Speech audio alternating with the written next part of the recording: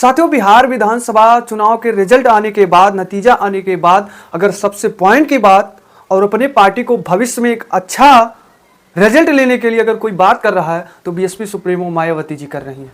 बाकी अन्य विपक्ष की पार्टियां अपनी गलतियों को ना एक्सेप्ट करके सीधे चुनाव कराने वाले आयोग पर अंगुली उठा रहा है। चाहे उत्तर प्रदेश की सबसे चर्चित पार्टी समाजवादी पार्टी हो, उसके अध्यक्ष अखिलेश यादव हो, या फिर राहुल गांधी हो, या फिर बिहार की जो चर्चित पार्टी आरजेडी के जो सीएम के उम्मीदवार के रूप में घोषित हुए थे कि आरजेडी का अगर जीत होता है तो सीएम बनेंगे, तेजस्वी यादव। इन सभी विपक्ष के नेता डायरेक्ट केवल चुनाव आयोग पर अंगुली उठा रहे हैं, आरोप लगा रहे हैं कि चुनाव गड़बड़ी हुई है, एनडीए जो है बेईमानी करके जो है चुनाव जीता है और यहां पर अपनी सरकार बना रहा है। लेकिन ये बीएसपी जो बिहार में सबसे चर्चा था चुनाव के समय, और हालांकि उसी चर्चा के बीच एक सीट निकाल भी ली रामगढ़ का, लेकिन बीएसपी का आप लगातार देखेंगे। मैं मायावती जी के बारे में बता दूं, इनके सोशल अकाउंट एक्स पर आप लगातार पोस्ट देखते होंगे तो एक कहीं भी इनके पोस्ट में चुनाव आयोग पर सवाल नहीं खड़ा है, वर्तमान सरकार सत्ताधारी पार्टी पर सवाल नहीं इन्होंने किया है। आप एक्स पर जो पोस्ट है सभी पोस्ट को देखिए, चुनाव हारने के बाद ये एक्सेप्ट कर रही हैं कि हमारी पार्टी से कहां कहां गलती हुई जो हम एक सीट ही जीत पाए हैं। आप पोस्ट देखिए, लगातार मायावती जी जो है तमाम अन्य राज्यों में जो है, हालांकि बिहार में चुनाव हो गया लेकिन आगामी जो राज्यों में चुनाव होने वाला है और आगामी अपने पार्टी को मजबूत करने के लिए मीटिंग कर रही हैं मायावती जी।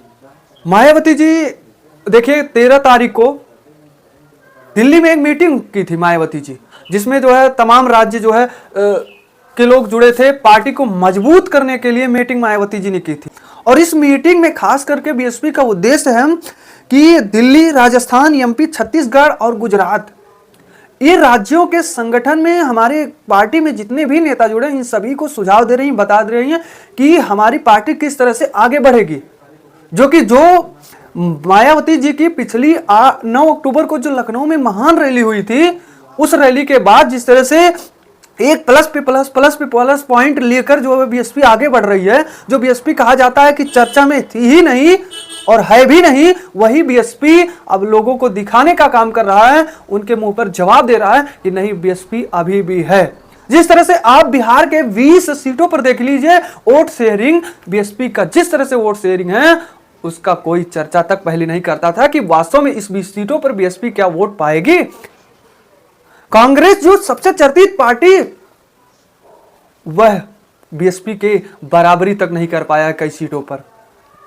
बीएसपी इस तरह से बिहार में प्रदर्शन किया, जो कि 9 अक्टूबर के बाद लगातार बीएसपी का प्रयास हो रहा है कि हमारी पार्टी किस तरह से मजबूत हो। हमारी पार्टी में जो पूर्व में जिस तरह से मैं उत्तर प्रदेश में मुख्यमंत्री लगातार 4 बार थी, उसी तरह से आगे मैं फिर जो है हमारी पार्टी बने और उत्तर प्रदेश के साथ साथ कई राज्यों में बीएसपी की सरकार बने, जिसको लेकर ये काम कर रही है लगातार प्रयास। उसी को लेकर 13 तारीख को दिल्ली में मीटिंग हुई थी और गुजरात, राजस्थान, एमपी, दिल्ली जैसे राज्यों के नेताओं को और पार्टी को मजबूत करने के लिए ये फैसला था और ये कार्य हो रहा है। वहीं उससे पहले जो है 11 तारीख को भी बीएसपी की एक मीटिंग हुई थी, और इस मीटिंग में जो है पंजाब, हरियाणा, चंडीगढ़ राज्यों को, वहां पर बीएसपी को मजबूत किस तरह से बनाया जाए, इन सभी रणनीतियों को तैयारी करने के लिए बीएसपी की मीटिंग हुई थी।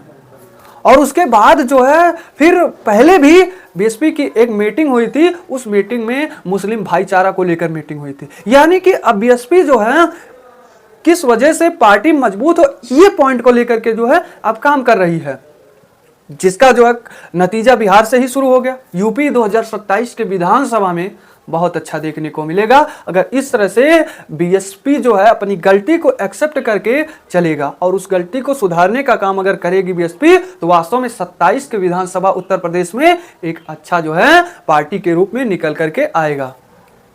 लेकिन यहां अब बीएसपी के अलावा अन्य पार्टियों की बात करें, समाजवादी के राष्ट्रीय अध्यक्ष अखिलेश यादव ने बिहार में एनडीए की करारा जीत के बाद, इंडिया की करारा हार के बाद इन्होंने एसआईआर पर अंगुली उठाया कि एसआईआर चुनाव में गड़बड़ी कर दी।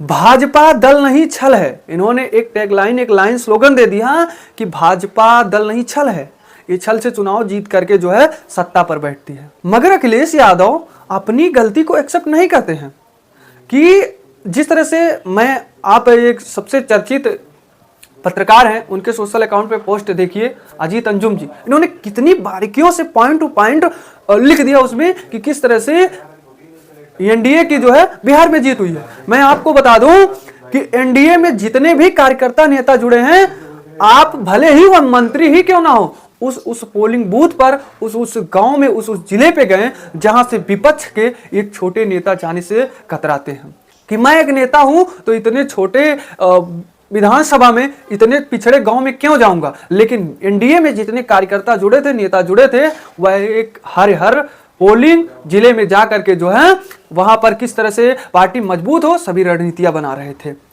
एसआईआर, उत्तर प्रदेश में एसआईआर चल रहा है। बीएलओ घर घर जाकर के जो है नाम जोड़ने का काम, जिनका नाम कटा है उनका नाम जोड़ने का काम कर रही हैं। क्यों कटा है इन सभी के बारे में बता रही हैं। और जो सत्ताधारी पार्टी है इस पर लगातार एक्टिव है। जहां उसको लगता है कि हमारे वोटर ज्यादा हैं, जिस जिले में ज्यादा हैं, जिस विधानसभा में ज्यादा हैं, वहां पर जाकर के वो एक्टिव है। अपने कार्यकर्ता सदस्य से बता रहा है कि नाम कटना नहीं चाहिए, लोगों का नाम जुड़वाइए। लेकिन वही विपक्ष जो है वो तो सीधा उनको आरोप ही लगाना है चुनाव रिजल्ट के बाद। कमियां को नहीं एक्सेप्ट करना है कि मैं क्यों हार रहा हूं।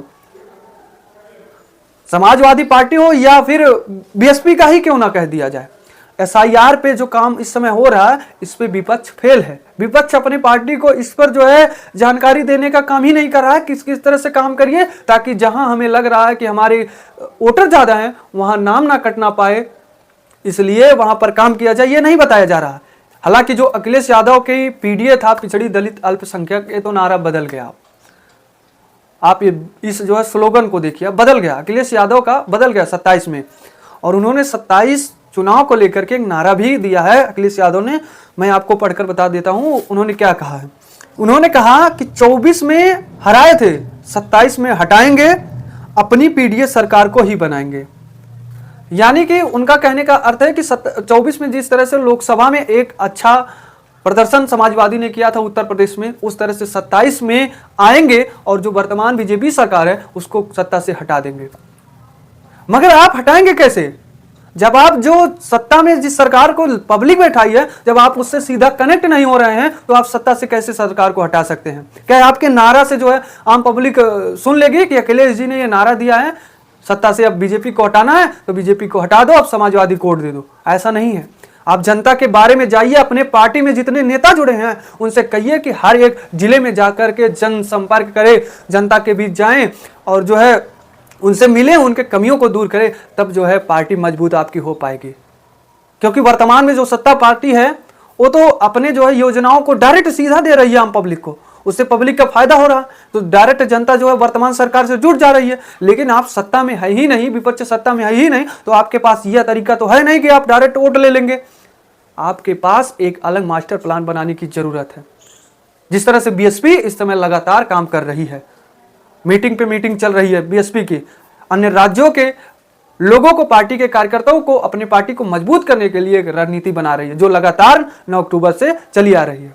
तो साथियों, यहीं पर खत्म होती है आज की हमारी रिपोर्ट। इस पर आप क्या कहेंगे कमेंट में जरूर बताएं। और हाँ, आप हमें अगर यूट्यूब चैनल से देख रहे हैं तो हमारे चैनल को जरूर सब्सक्राइब करें, या फिर फेसबुक से देख रहे हैं तो पेज को जरूर फॉलो करें।